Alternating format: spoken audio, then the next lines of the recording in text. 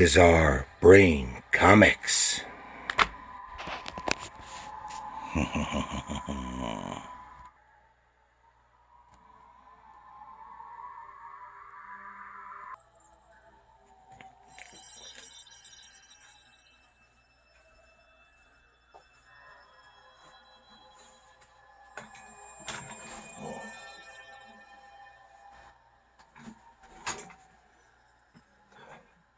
Hello, Gary here for Bizarre Brain Comics.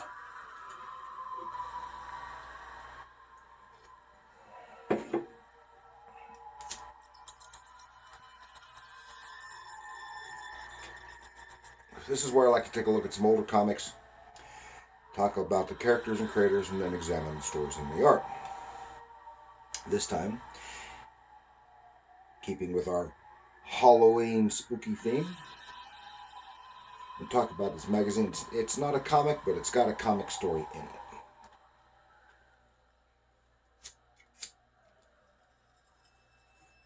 This is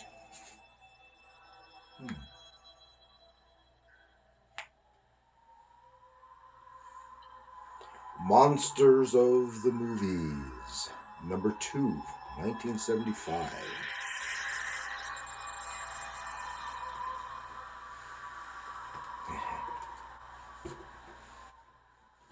Now let us consult the big book of knowledge.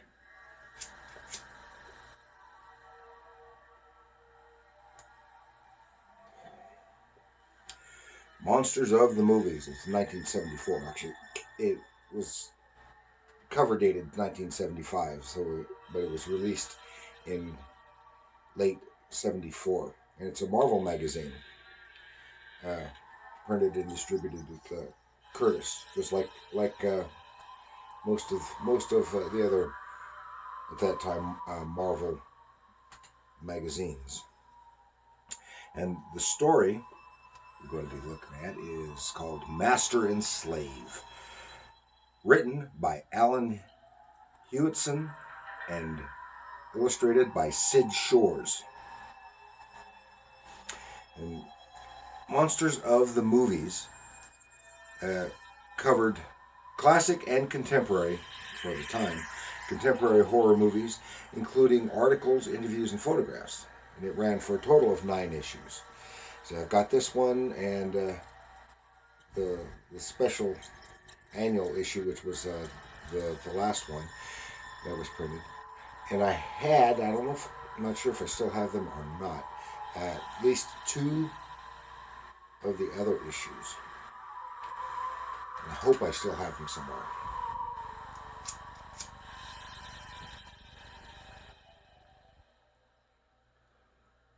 Okay, and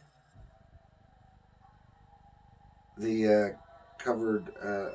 featured magnificent cover paintings for its duration, as you saw there. And this one is a great cover painting by Bob Larkin. And this story that we're going to look at, it was probably either an inventory story or a reprint from an earlier magazine.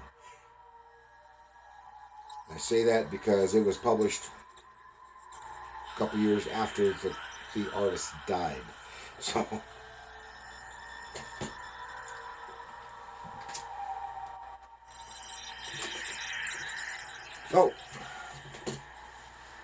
let us go in to the pages of Monsters of the Movies.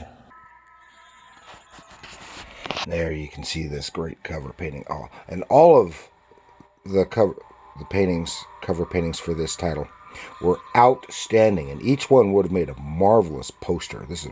I just love this Frankenstein painting. And of course, this issue is dedicated primarily to the Frankenstein Monster. There's more photos and fright features than ever. It says, and Count Yorga, King Karloff, and many more. Yeah, and Bob Larkin, he is probably best known for a whole host of cover paintings that he did on Savage Sword of Conan. along with Earl Norham. Kind of alternated, and then later on I had people like Joe Jusko do some of those paintings too. Now let's take a look within the pages. And here's the start of the story, Master and Slave. And as I said, this was drawn by Std Shores. He was from 1916 to 1973, and he is an American comic artist, known for his work on Captain America, both in the golden age of the 40s and later in the silver age of the 60s. And as a child, he was strongly influenced by Hal Foster's Prince Valiant and Alex Raymond's Flash Gordon comic strips. And he graduated from the Pratt Institute in Brooklyn, then worked at his uncle's whiskey bottling plant for 7 years in 1940. And he got on as an assistant at the Harry Chesler studio. No, that was in 1940. And anyway, the Harry Chesler studio, which was a comic book packager for publishers. Eventually doing a story of his own, which saw print by Timely, later Marvel Comics. Eventually getting hired by Joe Simon directly from Atlas. And he worked at inking Jack Kirby's early Captain America pencils and later other features. And after serving in the Army in World War II, where he received a Purple Heart, he returned to comics, penciling Captain America, and had a long and distinguished career in comics, primarily for Marvel. So here, in this splash page, this is a Frankenstein story,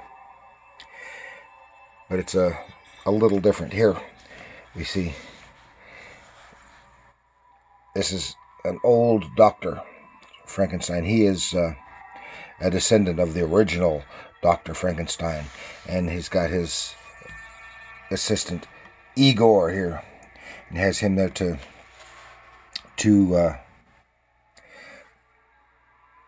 do whatever back-breaking work and moving books and stuff around for what he needs. And here you can see he's a wretched old man. He says, "Wretch, move, you witless nonentity. It takes you years to walk a mere inch.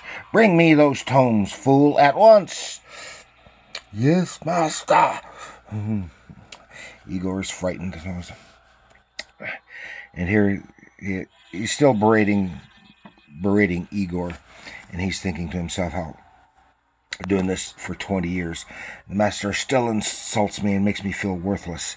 And then he gets as far, and you can see some great work here on especially here you see the mood, the lighting, and of course you see the floating head of the ever present creature. Even though this original creature is not in this story, it really tells you that it's a Frankenstein story. And the way Igor's features are distorted because he is a misshapen wretch, and he rebels, calls out his master, saying how he won't do it anymore. "I'm not your beast of burden." And then Frankenstein, he gets so excited he has a heart attack and keels over dead. And there you see Igor is just so elated. He's dancing with joy. Yay, yay! The old man is dead. That makes, and he thinks, but there he is. After just a few days by himself in the castle, he's going kind of stir crazy. Nothing for him to do because he doesn't have to do all the labor that the interior, great interior, all the stuff that he had to do,